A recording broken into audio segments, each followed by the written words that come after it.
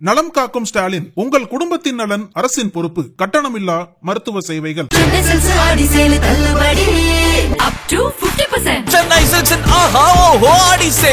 GT Holidays, South India's #1 travel brand.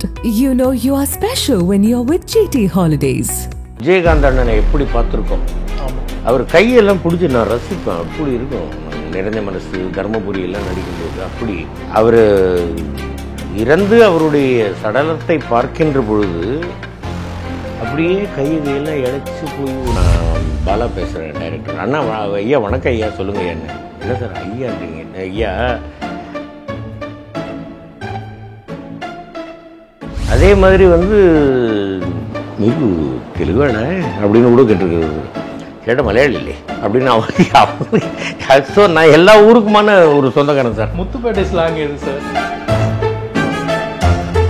அதுக்கப்புறமா நான் இண்டஸ்ட்ரிக்கு வந்துட்டேன். அவரும் சினிமாவில் இருந்து வந்தோம். நான் நேராக போய் வணக்கம் நான் பாஸ்கரா, ஆமாண்ண திருத்திட்டியாடா அப்படின்னு. எனக்கு தெரிஞ்ச ஒரு மிகப்பெரிய பணக்காரர் சார், யாருன்னு பேர் வேண்டாம், மிகப்பெரிய பணக்காரர். அவர் இல்லை. இப்போ பணம் இல்லாத காலத்தில் அவர் பசியோடு, நான் கேட்டேன் மகாவதார் பாபா குகைக்கு போறீங்களா? பாபா இருக்காங்களா, சரீரத்தோடு இருக்காங்க? இல்லை பாஸ்கர். குணால அப்பன் என்றும் அம்மை என்றும் ஆணும் பெண்ணும் குட்டி வைத்து குப்பையாக வந்த உடம்பு அப்படின்ற வரிகள், இது மாதிரி நீங்க தத்துவமா ரசிச்ச சினிமா பாடல்கள் சார். சினிமா பாடல் சார், சித்தர் பாடல்லே இருக்கு சார். நட்டக்கல்லை தெய்வம் என்று 4 புஷ்பம் சாத்தியே சுற்றி வந்து முனமுன் என்று சொல்லும் மந்திரம் ஏனடா நட்டக்கல்லும் பேசுமோ. நக்கீரன் பார்வையாளர்களுக்கு வணக்கம். இன்று நாம் சந்திக்க இருக்கிற ஆளுமை ஒரு திரை ஆளுமை. துணை கதாபாத்திரத்தில் நடித்த சிறந்த நடிகருக்கான தேசிய விருது பெற்ற திரு MS பாஸ்கர் சார் அவர்கள். வணக்கம் சார். வணக்கம். நக்கீரன் தொலைக்காட்சி நேயர்கள் எல்லாருக்கும் என்னுடைய பணிவான வணக்கங்கள். முக்கியமாக அதில் பணிபுரியக்கூடியவர்கள் எங்கள் ஐயா திரு நக்கீரன் கோபால் ஐயா அவர்களுக்கும் என்னுடைய பணிவான வணக்கங்கள். தமிழ் ரசிக பெருமக்களுக்கும் மற்றும் என்மேல் அன்பு கொண்டிருக்கக்கூடிய அனைத்து கலைத்துறை நண்பர்கள், உறவினர்கள் எல்லாருக்கும் ரொம்ப மகிழ்ச்சி சார் உங்களை சந்திக்கிறது. பொதுவாக தேசிய விருது பற்றி ஒரு பார்வை இருக்கும். ஒருத்தருக்கு ஒரு படத்துக்கான அந்த விருது கிடைக்கிது அப்படின்னா அது அந்த படத்துக்கானது மட்டுமல்ல, அவருடைய அந்த பயணத்துக்குமானது. அதாவது அதுக்கு முன்னாடி பல முக்கியமான படைப்புகளில் இருந்திருப்பாங்க, நடிச்சிருப்பாங்க அல்லது உருவாக்கி இருப்பாங்க. அது எல்லாத்துக்கும் சேர்த்த ஒரு விருதாக அது அமையும் அப்படின்றது ஒரு பார்வை இருக்கும். உங்களை பொறுத்த வரைக்கும் நாங்களும் அப்படி தான் நினைக்கிறோம். ஏன்னா மொழி, 8 தோட்டாக்கள், இன்னும் பல படைப்புகள்னு எல்லாத்துக்கும் கிடைக்க வேண்டியது சேர்த்து இந்த இடத்துல கிடைக்கிறதா நினைக்கிறோம். மகிழ்ச்சியாக இருக்குது. அதாவது ஒரு உயரிய விருது இல்லையா, அந்த உயரிய விருதிற்கு இவன் தகுதியானவன் அப்படின்னு ஒரு அவங்க மனசில் தோணி தானே என்னை தேர்ந்தெடுத்திருக்காங்க. அப்போது நமக்கு என்ன அப்படின்னாக்க, விருது வாங்க வேண்டும் அப்படிங்கிறதுக்காக உழைப்பவர்கள் இருக்கலாம், அது அவங்களுடைய பிரியம். ஆனால் நான் அப்படி அந்த எண்ணத்தோடு உழைக்கிறவன் இல்லை. எனக்கு கிடைக்கக்கூடிய எல்லா கேரக்டர்களையும் நான் சிறப்பாக பண்ணணும் அப்படிங்கிறது தான். ஏன்னா நான் சிறப்பாக பண்ணுவேன்னு நம்பிக்கை வச்சு தானே அந்த இயக்குனர் அந்த கேரக்டரை எனக்கு கொடுக்குறாரு. அப்படிங்கும் பொழுது நான் சிறப்பாக பண்ணணும் அப்படிங்கிற ஒரு எண்ணத்தில் உழைக்கிறவன் தான். அந்த எண்ணத்தில் உழைத்ததற்கு இறைவன் எனக்கு ஒரு கருணை காட்டினார். ரசிக பெருமக்கள் என்னை பாராட்டினாங்க, ஆதரவளித்தார்கள், அளித்து கொண்டிருக்கிறார்கள். அதே மாதிரி தான் இயக்குநர்களும் சரி, தயாரிப்பாளர்களும் சரி. அது இந்த விருது பெறுவதற்கு எனக்கு ஒரு காரணமாக இருந்திருக்கு. இந்த தேசிய விருதுக்கு எனக்கு வாய்ப்பளித்த என்னுடைய அன்பு மகன் இயக்குனர் ராம்குமார் பாலகிருஷ்ணன் அவர்களுக்கும், நீங்கள் நிச்சயமாக இந்த படத்தில் நடிக்கிறதுக்காக உங்களுக்கு தேசிய விருது கிடைக்கும் பாருங்கன்னு எனக்கு உற்சாகம் ஊட்டிய அன்பு தம்பி தயாரிப்பாளர் சினீஷ் அவர்களுக்கும், சுதன் அவர்களுக்கும், மற்றும் இந்த தேர்வு குழுவில் இருக்கக்கூடிய அந்த ஜூரிஸுக்கும் என்னுடைய மனமார்ந்த நன்றிகள், வணக்கங்கள். இப்போது இந்த விருது கிடைச்ச உடனே நீங்கள் ஒரு வீடியோ வெளியிட்டிருந்தீங்க சார். அது விருதுக்கு நன்றி தெரிவித்தோம், அந்த படக்குழுவுக்கு நன்றி தெரிவித்தும் ஒரு வீடியோ ஒன்று வந்திருந்தது. அதில் ரொம்ப அன்போடையும் கனிவோடையும் இயக்குனரையும் சரி, நடிகர் ஹரிஷ் கல்யாண் இவங்களெல்லாம் மகன்னு தான் குறிப்பிட்டிருந்தீங்க, நடிகை இந்துஜா அவங்களையும் மகள்னு குறிப்பிட்டிருந்தீங்க. இப்போ இந்த கனிவும் அன்பும் அனுபவத்துல வயசுனால மட்டும் வருதா அல்லது நமக்கு ஒரு நிறைவு வாழ்க்கையில கிடைச்சதுக்கு அப்புறம் வருதா? இல்ல அப்படி இல்லை சார். நான் வந்து ஆரம்பத்துல வந்து டப்பிங் வாய்ப்புகளே கிடைக்காமல் இருந்த காலத்திலேயே வந்து நான் எல்லாரையும் வந்து அப்படித்தான் குறிப்பிட்டுக்கிட்டு இருந்தேன். அப்ப மகன் மகள்னு சொல்லலை யாரையும். ஏன்னாக்கா அப்ப நான் ரொம்ப ஒரு 30 வயசு அந்த மாதிரி இருக்கக்கூடிய டைமு. அதுக்கப்புறமா இப்போ வயசு ஏற ஏற எனக்கு இப்போ 67 வயசு சார். அப்போ அவர்களை என் மகன் மகள்னு தானே சொல்லணும். அன்பு மகன் ஹரிஷ் கல்யாண், அன்பு மகள் இந்துஜா, என்னுடைய மகளாக நடித்த மகள் பிரார்த்தனா, அப்படி எல்லாரும் நிறைய பேர் வந்து என்ன உறவு சொல்லி தான் கூப்பிடுறாங்க. இளவரசு மச்சான்னு கூப்பிடுவாப்புல. சுகா இருக்கார், நெல்லை கண்ணன் ஐயா அவருடைய பையன், அவர் வந்து ஐயான்னு கூப்பிடுவார். அவர் அண்ணாச்சிம்பார் என்ன. தம்பிராம ஐயா மாப்பிள்ளை வந்து என்ன மாமான்னு கூப்பிடுவார். நாங்கள் எல்லோரும் ஒரே ஒரு டெய்லி பேசிக்குவோம், கொண்டுக்குவோம். அந்த மாதிரி எல்லாம் இந்த ஏரியாவில் இருக்கக்கூடியவர்கள். எனக்கு தெரிஞ்ச பையன் ஒருத்தர் இங்கே வருவாப்பில், அடிக்கடி ஏழுமலைன்னு நைனான்னு கூப்பிடுவாப்பில், அப்பான்னு கூப்பிடுவாப்பில். இந்த மாதிரி நிறைய பேர் மச்சான் மாமா இப்படி தானே உறவு முறை எல்லாருமே இருக்கு. எல்லாருமே உறவு தானே சார். அந்த வானம் என்னும் கூரைக்கு கீழ் அனைவரும் உறவினர்கள் தானே. அதனால தான் அது வயசுனால் வந்ததாகவும் எடுத்துக்கலாம், இல்லை அதுக்கு முன்னாடி இயல்பாகவே எனக்குள்ளே இருந்ததாகவும் இருந்திருக்கலாம், அப்படி இருக்கலாம். ஏன்னா இப்போ பொதுவாக பல பேர் அந்த ஒரு வேலை சார்ந்து ப்ரொஃபஷன் சார்ந்து இருக்கும்போது சார்னோ இல்லை பேர் சொல்லி கூப்பிட்றதுனோ அந்த அளவோடு இருப்பாங்க. இல்லை இப்போ அன்னைக்கு முந்தா நாள் வந்து இயக்குனர் பாலா சார் எனக்கு ஐயா ஃபோன் பண்ணாங்க. நான் பாலா பேசுகிறேன், டைரக்டர். அண்ணா ஐயா வணக்கம் ஐயா, சொல்லுங்கள் ஐயா. என்ன சார் ஐயான்றீங்க? ஐயா சாருங்கிறது தமிழில் ஐயா, அதனால் நான் ஐயான்னு கூப்பிடுறேன். அது மேலும் சொல்வதற்கு நல்ல அழகாக இருக்குது, மரியாதையான வார்த்தையாகவும் தெரியுது இல்லையா? அதனால தானே உங்களை மாதிரி ஒரு தமிழ் உணர்வாளர்கிட்ட பேசுகிறது எனக்கு ரொம்ப சந்தோஷம் சார் அப்படின்னாங்க.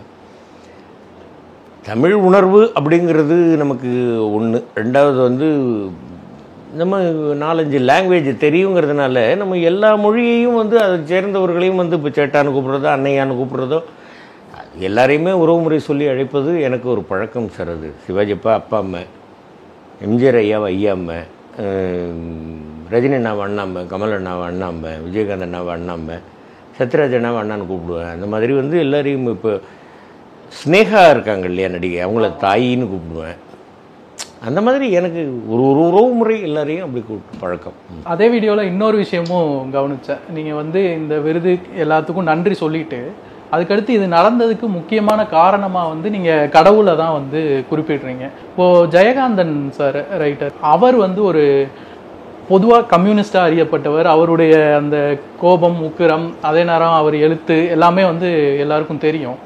ஆரம்பத்தில் வந்து ஒரு மேடை பேச்சில் கூட சொன்னதாக சொல்லுவாங்க, நான் திரும்பி பார்க்குறேன், என் பின்னாடி கூட கண்ணு கெட்டின தூரம் வரைக்கும் யாரும் இல்லை அப்படின்னு சொன்னது ஒரு காலம். ஆனால் அவரே பார்த்தீங்கன்னா கிட்டத்தட்ட அந்த கடைசியாக ஒரு இன்டர்வியூ ஒன்று கொடுத்துருந்தார் இறுதி காலத்தில். அப்போ பார்த்தீங்கன்னா உங்களுக்கு மட்டும் இவ்வளோ பெரிய வாசகர் வட்டம் வந்துச்சு, உங்களை இன்னமும் வந்து எழுதுறதை நிறுத்தி பல வருஷமாயும் உங்களை தொடர்பு கொள்கிறாங்க, உங்களை பின்பற்றுறாங்களே அப்படின்னு கேட்டப்போ, எல்லாம் விதி, எனக்கு அப்படி விதிக்கப்பட்டிருக்கு, என் மூக்கு வந்து அவர் சுவாரஸ்யமாக சொல்லியிருந்தார், என் மூக்கு நல்லா இருக்குன்றதுக்காக நான் பெருமைப்பட்டுக்க முடியுமா அப்படின்னு சொல்லியிருந்தாரு. ஸோ இந்த ரியலைசேஷனும், அதாவது நம்ம கையில் எதுவும் இல்லை, அது வந்து வேற எங்கே இருந்தோ கடவுள்ன்றாங்க, இப்போ யூனிவர்ஸ்ன்னு நிறைய பேர் அதை சொல்லிக்கிறாங்க. இப்போ இந்த உணர்வும் உங்களுக்கு எப்படி வந்து? சார் நான் என்ன சொல்கிறேன்னா சார், நீங்கள் வந்து என் பேச்சை மற்றவர்கள் கேட்டுத்தான் ஆக வேண்டும் அப்படின்றது வந்து சில பேருடைய குணமாக இருக்கலாம். ஆனால் ஒரு குறிப்பிட்ட காலத்திற்கு பிறகு உங்கள் உடல் உறுப்புகளே உங்கள் பேச்சை கேட்காது சார், இல்லையா? உண்மை. அப்போ இது இன் ஃபியூச்சர் இந்த மாதிரி நடக்கலாம். எனக்கு அதில் முக்கியமாக சொல்லணும் அப்படின்னாக்க வந்து ஐயா எம்ஜிஆர் ஐயா வந்து கடைசியில் உடல்நிலை சரியில்லாமல் போயிருக்கும் பொழுது அவங்க சொன்னாங்களாம், நான் என் உடம்பை தான் ரொம்ப நம்பினேன், அதுவே ஏமாத்திடுச்சு அப்படின்னு சொன்னாங்கன்னு எனக்கு ரொம்ப அவங்களுக்கு நெருக்கமானவர்கள் சில பேர் வந்து சொன்னாங்க. அதே மாதிரி வந்து இங்கே பாருங்கள், அவ்வளவு அறிவு கூர்மை, எல்லா விஷயங்களையும் ஃபிங்கர் டிப்பில் வச்சுருந்த எங்கள் கலைஞரப்பா கடைசியில் வந்து அவங்க அந்த பால் போடுற மாதிரி ஒரு வீடியோ வந்து தெரியுமா? அப்போ அவங்களுக்கே நினைவு இல்லையா? அப்போ எல்லோருக்கும் அந்த முதுமை அப்படிங்கிறது உண்டு. அது எப்போ இந்த ஞாபகம் மருதி அது இப்போ சார் என்னுடைய 20 வயசு 22 வயசில் வந்து சார் 18 கிலோ எண்ணெய் டின்னை தூக்கிக்கிட்டு ஒரு 2 கிலோமீட்டர் அதை கீழே வைக்காமையே வந்து மாடியில் வீடு அங்கே கொண்டு போய் வைக்கணுன்ற ஒரு வீம்பில் அப்படி தூக்கிட்டு வந்திருக்கேன் நான். இப்போ முடியுமா? முடியாது. அதே மாதிரி வந்து அந்த காலத்தில் வந்து சார் நான் ஸ்கூலுக்கு போகும்போது சார் ஒரு 15 வயசு 14 வயசு 15 வயசுலலாம் சார் நீங்கள் சொன்னால் இவன் பொய் சொல்கிறான்னு கூட எல்லோரும் சொல்லுவாங்க, சொல்லிட்டு போட்டோம், அதை பற்றி பிரச்சனை கிடையாது. இந்த சைஸ் இட்லி சார் எங்கள் வீட்டில் 25 இட்லி சாப்பிடுவேன் சார் நான். 25. அப்படி இப்போ ஒரு பெருந்தீனி தின்றுருக்கேன் ஒரு காலத்தில். நான் ஓப்பனாக உண்மையை சொல்கிறேன் சார். புரியுது சார். அதான் சொல்கிறேன் நான். அந்த மாதிரி வந்து எல்லாமே வந்து கிலோ தான். கோழினாக்கா 1 கிலோ, மீன்னாக்கா 1 கிலோ, காய்கறி வேக வச்சதுனாலும் 1 கிலோ, இப்படி கிலோவிலே திங்கிறது, வெயிட்ஸ் பண்ணுறது, அந்த மாதிரிலாம் இருந்திருக்கோம் சார். இப்போ அது முடியுமா? இப்போ பாருங்கள், ஒரு 5 இட்லி நைட்டில் மேக்ஸிமம் பசிச்சது அப்படின்னாக்கா 6 இட்லி 7 இட்லி அந்த மாதிரி சாப்பிட்டுக்கிறது. இப்போ எங்களாலலாம் உணவுலையும் அது மாதிரி முடியல, நீங்கள் தூக்கிட்டு போன அந்த வெயிட்டையும் தூக்கி. அதான் சொல்கிறேன். இல்லை, அது வந்து வயசுலேயே சொல்கிறேன், அது ஒரு பிடிவாதம் அந்த வயசில் அந்த மாதிரி. நான் முதல்ல ஒரு பர்பஸ் நிறுவனத்தில் வந்து நான் விற்பனை பிரதிநிதியாக இருந்த ரெப்ரசன்டேட்டிவ் இருந்தேன். அப்போ போரூரில் வீடு. அங்கேருந்து சைக்கிள் எடுத்துகிட்டு வில்லிவாக்கம் அயனாவரமெல்லாம் போய் அப்படி சைக்கிள்லேயே போய் ஒர்க் பண்ணிட்டு அங்கேருந்து பாரிஸ் கார்னர் போய் ஆர்டர் கொடுத்துட்டு அங்கேருந்து புறப்பட்டு போரூருக்கு வருவேன் சைக்கிளில். ஒரு நாளைக்கு எப்படியும் ஒரு 50-60 கிலோமீட்டர் சைக்கிள் ஓட்டுவேன். அப்போ இந்த தைஸ் எல்லாம் பிரமாதமாக இருந்தது, உடம்பு அப்படி இருந்தது. வயது ஆக ஆக நமக்கு என்ன ஒரு இது வருதோ, ஜெயகாந்தன் ஐயா சொன்னது உண்மைதான். திரும்பி பார்க்கிறேன் யாருமே இல்லை அப்படின்னு சொன்னதும் ஒன்று தான். அவங்களும் வயதானதற்கு பிறகு இதானதும் ஒன்று தான். விஜயகாந்த் அண்ணனை எப்படி பார்த்துருக்கோம். ஆமாம், அவர் கையெல்லாம் பிடிச்சி நான் ரசிப்பேன், அப்படி இருக்கும். நிறைஞ்ச மனசு, தர்மபுரியெல்லாம் நடிக்கும்போது அப்படி அந்த மாதிரி இருந்து நான் பார்த்துருக்கேன் அண்ணாவை, அப்படி கம்பீரமாக பார்த்துருக்கேன். அப்புறம் கண்ணுப்பட போகுதுன்றது உண்மையிலேயே அவர் தோற்றத்துக்கு பொருத்தமாக தான். கடைசியில் அவர் இறந்து அவருடைய சடலத்தை பார்க்கின்ற பொழுது அப்படியே கையெல்லாம் இழைச்சி போய் ஒல்லியாக எனக்கு தாங்க முடியாமல் அப்படியே உட்காந்துட்டேன் நான் அந்த ஸ்டேஜில் கீழே. எனக்கு மயக்கம் வர்ற மாதிரி ஆயிடுச்சு. என்னமோ எல்லாருக்கும் அந்த மாதிரி தான் சார். நீங்கள் இப்போ பாருங்கள் சார், யாராக இருந்தாலும் இளமை நில்லாது யாக்கை நிலையாது அப்படிங்கிறது தான் உண்மை. அந்த மாதிரி அப்போ ஐயா சொன்னது உண்மை தான். இந்த விருது பற்றி பேசும்போது பொதுவாகவே தேசிய விருது நம்ம தமிழ் நடிகர்களுக்கு கிடைக்கும் போதெல்லாம் இன்னும் ஒரு சின்ன ஒரு வருத்தமும் வெளிப்படும். அதாவது சிவாஜி கணேசன் ஐயா அவர்களுக்கு வந்து விருது கிடைக்கல, தேசிய விருது. அது பின்னாட்களில் தாதா சாஹேப் பால்கே விருது கிடைச்சது. ஆனால் நடிப்புக்குன்னு குறிப்பிட்ட படம் செவாலியே கிடைச்சது. அதான் இதை விட பெரிய விருதுகள்லாம் கிடைச்சது. அந்த நடிப்புக்கான தேசிய விருது கிடைக்கல அப்படின்றது ஒரு வருத்தமாக நிறைய பேர் அந்த மூத்தவர்கள்லாம் வெளிப்படுத்துவாங்க. நீங்கள் அதை பற்றி நினச்சிங்களா? அதைத்தான் நான் வந்து ஒரு பேட்டியில் சொல்லியிருக்கேன். இந்த விருது யாருக்கு சமர்ப்பிக்க விரும்புகிறீர்கள்? என் தந்தை சிவாஜி அப்பா அவருடைய பாதங்களில் வைக்க விரும்புகிறேன்னு நான் நிறைய பேர் கேட்டாங்க. நீ நல்ல நடிக்கிற, உனக்கு ஏன் இன்னும் அவார்டு வரலன்னு? அவார்டு வந்து அடுத்த படம் வரலன்னு என்ன பண்ணுறது? வந்தாலும் நான் எங்கள் அப்பா பாதத்தில் தான் கொண்டு போய் வைக்க போகிறேன் அப்படின்னு. ஸோ அவர்களுடைய ஆசீர்வாதம், அவர்களுடைய நடிப்பை பார்த்து ரசித்து ஏதோ நம்ம அவங்களுடைய நடிப்பில் 0.0001% நடிக்கிறதுக்கு முயற்சி பண்ணிக்கிட்டு இருக்கோம் அப்படிங்கிறதுனால இந்த விருது நமக்கு கொடுத்துருக்குறாங்க அப்படின்னு நினச்சி அதை எங்கள் அப்பாவுக்கு நான் சமர்ப்பிக்கிறேன் அப்படின்னு தான் நான் சொல்லியிருந்தேன். இப்போது நடிப்புக்கு வருவோம் சார். அதாவது பார்க்கிங் படத்துக்காக தான் இந்த விருது கிடச்சிருக்கு. இப்போது நீங்கள் நடிப்பை வந்து எப்படி பார்க்குறீங்க? இப்போ உதாரணத்துக்கு பார்க்கிங்கில் உங்களுடைய பாத்திரம் வந்து ரொம்ப நல்லவராக இருக்க விரும்புகிற ஒரு பாத்திரம் தான், அப்படி தான் இருக்குது, இருந்தவர் தான். இப்போ நடுவில் வந்து ஈகோ வருது. ஈகோக்கு காரணம் ஒரு இயலாமையாகவும் இருக்குது, அதுவே வந்து ஒரு வன்மமாகவும் உருவாகுது. இப்போ இது எல்லாத்தையும் நீங்கள் வந்து நடிப்புன்னு பார்க்கும்போது தனித்தனி எலமெண்ட்ஸாக காம்பனன்ஸாக பார்ப்பீங்களா, இல்லை மொத்தமாக அந்த கதாபாத்திரம் அதுக்கு நான் இப்படி தயார்படுத்திக்கணும் உங்களுடைய மெத்தட்? அதாவது சார், நான் இப்போ நீங்கள் எங்கிட்ட பேசுகிற மாதிரி எல்லாத்தையும் பேச மாட்டீங்க. ஆமாம் இல்லையா? எங்கிட்ட பேசுகிறத விட வந்து எங்கிட்ட பேசுகிறது இப்போ ஒரு இதுவாக இன்டர்வியூ எடுக்கணுன்ற மாதிரி பேசுகிறீங்க. வேறு ஒருத்தர்கிட்ட நீங்கள் ரொம்ப அன்பாக பேசலாம், உங்கள் வீட்டில் இருக்கிறவர்கள்ட்ட அன்பாக பேசலாம், சமயத்தில் நீங்கள் வந்து கோவப்படலாம், சமயத்தில் ஹாஸ்யமாக பேசலாம், நகைச்சுவையாக பேசலாம். அந்த இதுவாக வெளியில் ஏதாவது ஒரு இதுனாக்கா நீங்கள் இரிட்டேட் ஆகி பேசலாம். இப்படி பலவித உணர்ச்சிகளின் குவியல் தானே சார் மனிதன். எப்பவும் ஒரே மாதிரி இருக்க மாட்டாங்க. அந்த மாதிரி வந்து இந்த ஈகோ அப்படின்றது எல்லாருக்குள்ளேயும் இருக்குது சார். உங்களுக்குள்ளேயும் இருக்குது, எனக்குள்ளேயும் இருக்குது. ஏன் அவன் இப்படி போக மாட்டானா, தள்ளி போக மாட்டானா, நீங்கள் ஒரு நிமிஷம் சார் ஒரே ஒரு கார் மட்டும் போகிற ஒரு கார் மட்டும் வரக்கூடிய அளவிற்கு இருக்கக்கூடிய ஒரு பிரிட்ஜில் நீங்கள் போகிறீங்கன்னு வச்சுங்க, நீங்கள் பாதி தூரம் வந்ததுக்கப்புறம் இன்னொருத்தனும் வருவான், ரயில்வே கேட்லேயே பார்ப்போமே அப்படிமா நான் ஏன் போகணும், நீ போ, நான் எவ்வளோ தூரம் வந்துட்டேன், நீ ஒரு யாராவது ஒருத்தர், அப்போ 2 பேரும் விட்டு கொடுக்க மாட்டோம். அப்போ 2 பேருக்குள்ளேயும் இருக்கிற ஈகோ தானே இது. அதைத்தான் அன்புமகன் ராம்குமார் பாலகிருஷ்ணன் அருமையாக அவரே பார்க்கிங்கில் ரொம்ப அவஸ்தப்பட்டிருக்காரு போல் இருக்கு. அதனால் இந்த மாதிரி வச்சுருக்கிறாரு. அது நம்மளும் கொஞ்சம் இது பண்ணணும் இல்லையா சார்? அவர் சொல்கிறாரு அப்படின்னு நீங்கள் என்ன சொல்கிறீங்களா அதை நான் பண்ணுறேன் அப்படின்னாக்கா அப்புறம் என்ன இருக்குது அதில்? அந்த மாதிரியெல்லாம் பண்ணது தான் நான் சொன்னேன், ராம் இந்த மாதிரி பண்ணிக்கிறேன். அவர் அந்த இது எடுக்கும்போது அப்படி பார்த்துட்டு அப்படின்னு லேசாக சிரிக்கிறது, இதெல்லாம் ஒரு வக்கரம் தானே சார். அந்த வக்கரத்தை வெளிப்படுத்தினது தான் அந்த கேரக்டர். கடைசியில் ரைட் அவனுக்குள்ளும் ஒரு மனிதாபிமானம் இருக்குன்றது தான். அவனுடைய மனைவி இந்த மாதிரி பிரசவ வலியில் துடிக்கிறாங்கும் பொழுது அவளை தூக்கி கொண்டு போய் ஆஸ்பத்திரியில் அட்மிட் பண்ணான். ஆமாம் நான் அப்பா தான் அப்படின்னா, அப்போ எப்படியாவது அந்த நம்ம இவ்வளோ பாவம் பண்ணிட்டோம் அப்போ ரியலைஸ் பண்ண ஆரம்பிச்சான். எப்படியாவது அவங்கள காப்பாற்றிடணும், 2 உயிர் இருக்குது அப்படின்றத காப்பாற்றிடணுன்ற அந்த தவிப்பு இதெல்லாம் காமிக்கணும் இல்லையா? இது எல்லாத்தையுமே டைரக்டர் சொல்லிக் கொடுப்பாரு கிடையாது. நம்மளும் அதற்கான முயற்சியை பண்ணணும். அந்த மாதிரி பண்ணது தான் ஒரு கூட்டு முயற்சியினால் கிடைத்த விருது தான் எனக்கு இந்த தேசிய விருது நான் நினச்சிக்கிறேன். நன்றி தெரிவிக்கிறேன். நம்ம தமிழ் சினிமாவில் பார்க்கும்போது சார் உங்கள் ஸ்பேஸில் எனக்கு ஞாபகம் வருது, அது தனிப்பட்ட முறையில் நாகேஷ் சார் ஞாபகம் வராங்க, VK. Ramasamy sir, Manivannan sir, Manorama அம்மா, இவங்க எல்லாம் அதாவது நீங்கள் நடித்த பாத்திரங்கள் அல்லது உங்களுடைய தன்மை இவங்கெல்லாம் ஞாபகம் வராங்க. நீங்கள் யோசிச்சிருக்கீங்களா இவங்களுடைய நடிப்பை பற்றி, இவங்களை பற்றி உங்களுடைய பார்வை என்ன? இப்போ நீங்கள் சொன்ன நாகேஷ் அண்ணா, வி.கே.ஆர். சத்துப்பா, மனோரமா ஆச்சி, அப்புறம் மணிவண்ணன், இவங்க எல்லாரோடையும் நான் நடிச்சிருக்கீங்க இல்லையா? அப்போ அவங்க இல்லை அதாவது இப்போ நிறைய பேர் சொன்னாங்க நீ கிளிசரின் போடாமல் நீ அழுவுற அப்படின்னு. அது நாகேஷ் அண்ணா சொல்லுவார், டே பாஸ்கரா அப்படி தான் கூப்பிடுவார். என்ன ஏதாவது சொல்லுவார், ஏதாவது கிண்டல் பண்ணுவார். கிளிசரின்லாம் போடக்கூடாதுடா, அழுவணுன்னா அழுவுண்டா. மனோரமாச்சியாக அதான் சொல்லுவாங்க, படி பாஸ்கர் அப்படி தான் கூப்பிடுவாங்க. காந்திமதி அக்காவும் அப்படி தான் கூப்பிடுவாங்க, எஸ்என் பார்வதி அக்காவும் அப்படி தான் கூப்பிடுவாங்க.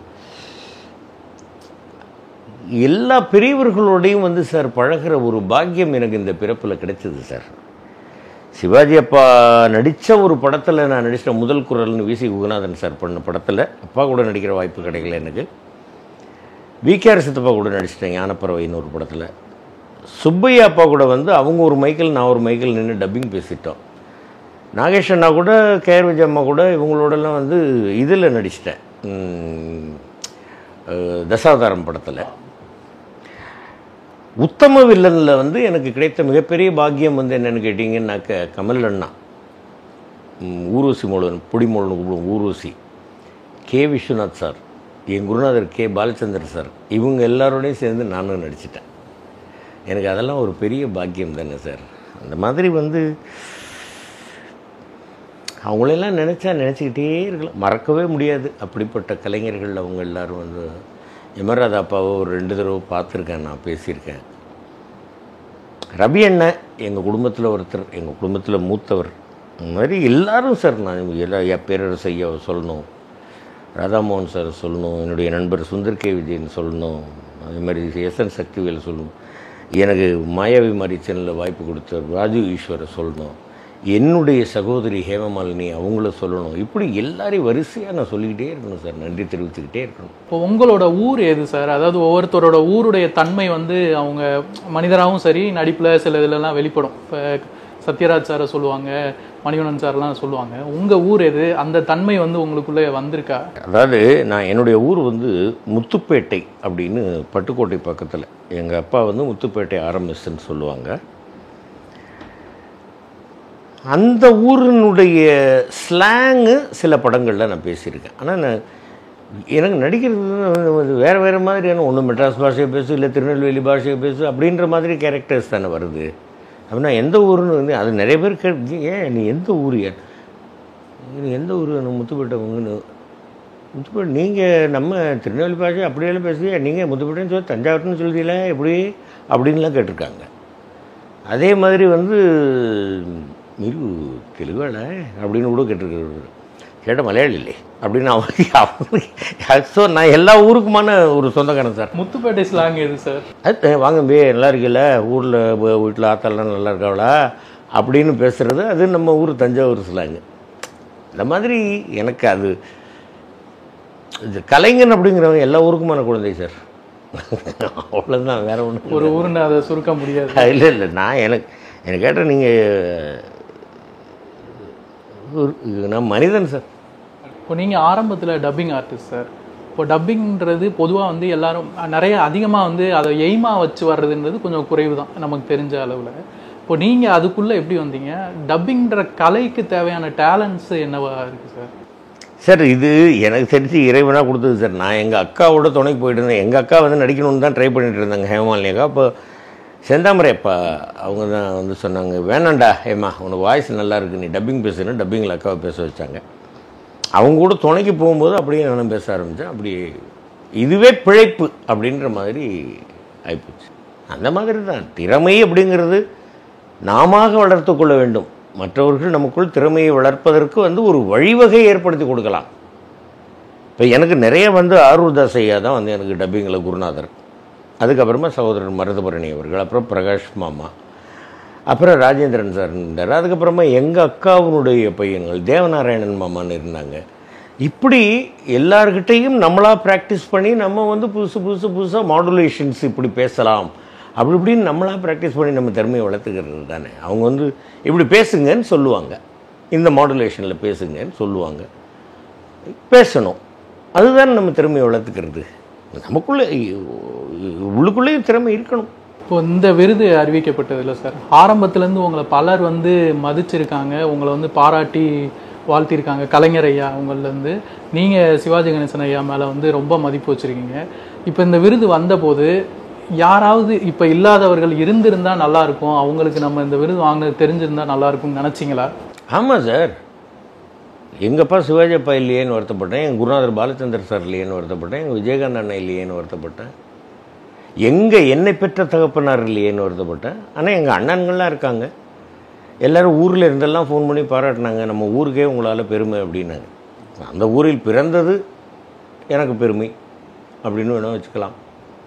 அவ்வளோதான். இந்த மாதிரி நிறைய பேர் எனக்கு வேண்டியவர்கள் இல்லை, எங்கள் அம்மா இல்லை.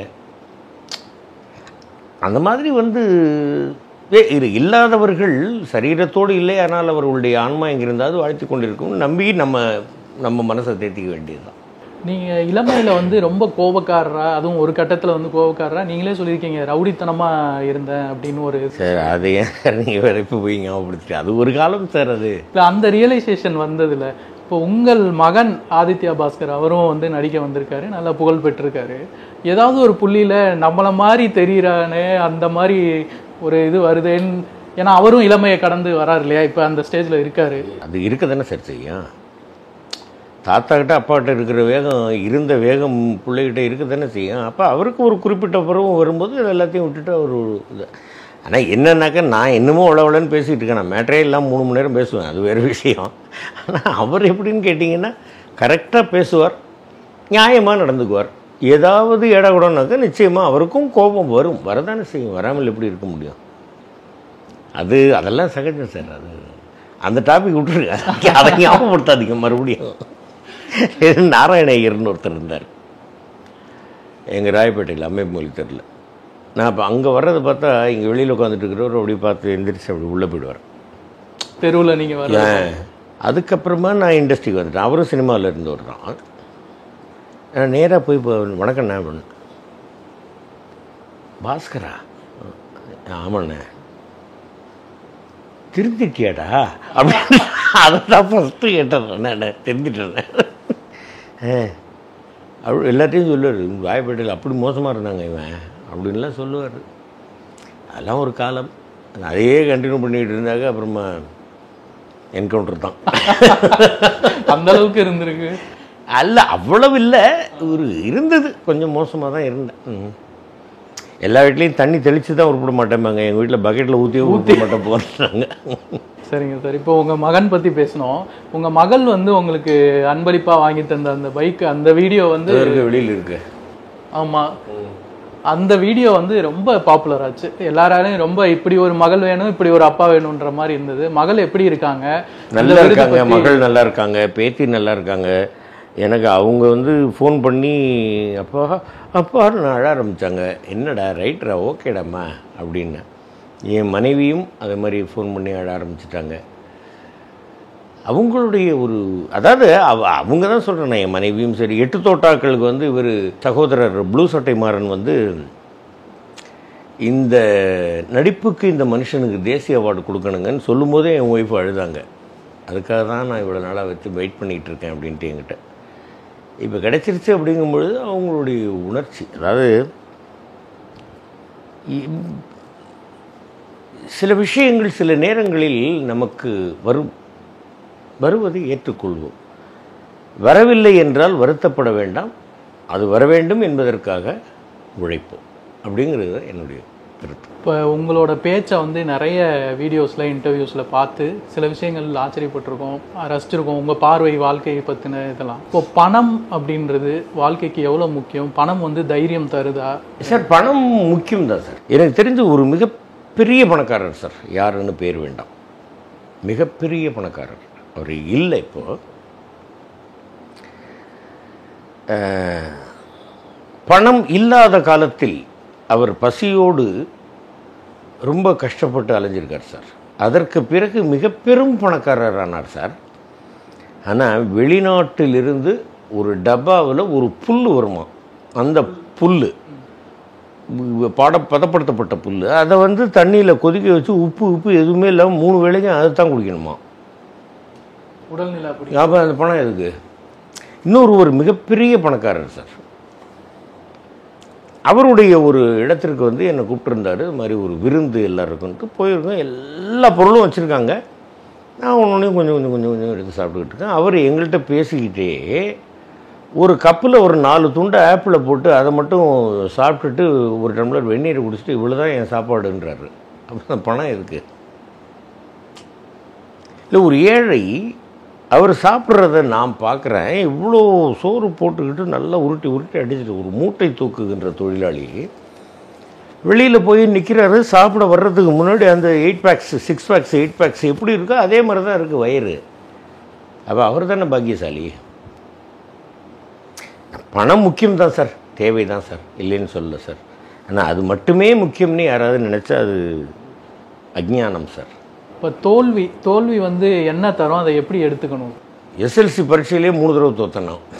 அப்புறம் என்ன, அதை கண்டெல்லாம் தோழலை சார். நான் சார் எதிலையுமே வந்து தோல்வியடையாமல் வந்தவர்கள் வாழ்க்கையில் தோல்வியடைந்திருக்கிறார்கள்.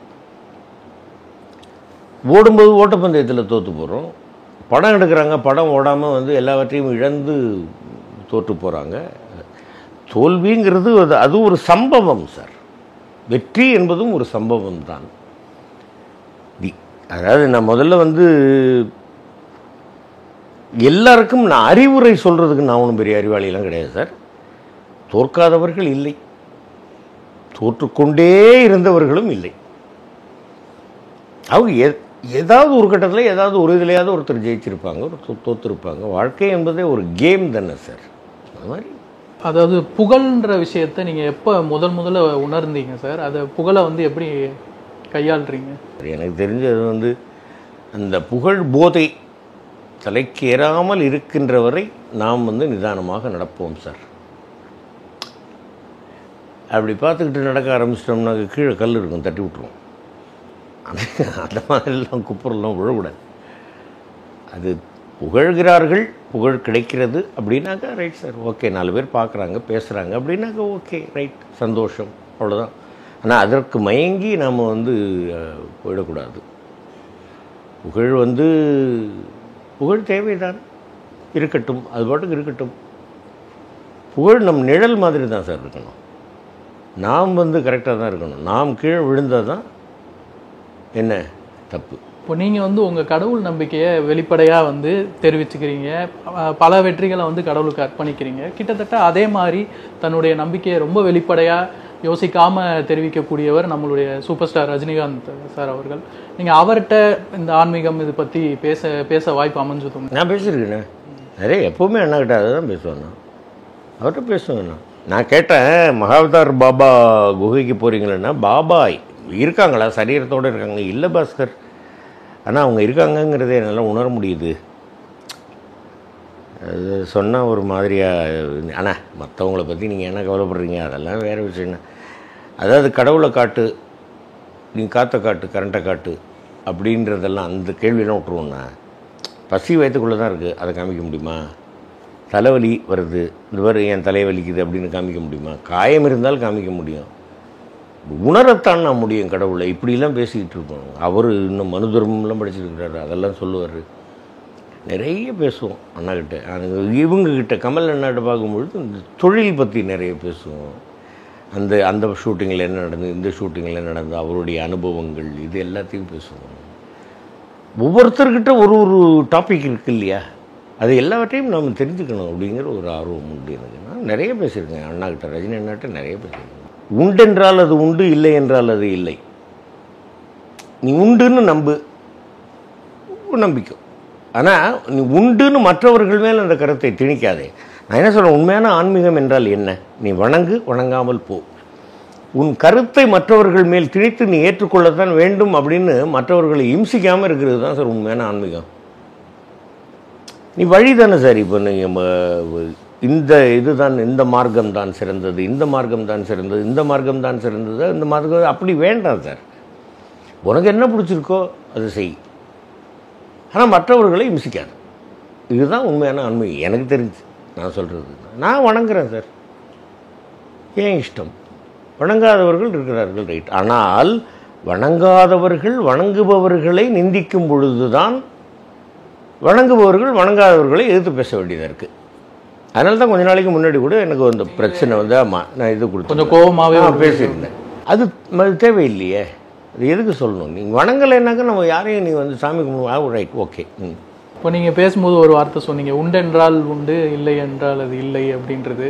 அது ஒரு பாடல்லையுமே வந்த ஒரு வரியாக இருக்குது. உள்ளம் என்பதாமே. ஆமாம்.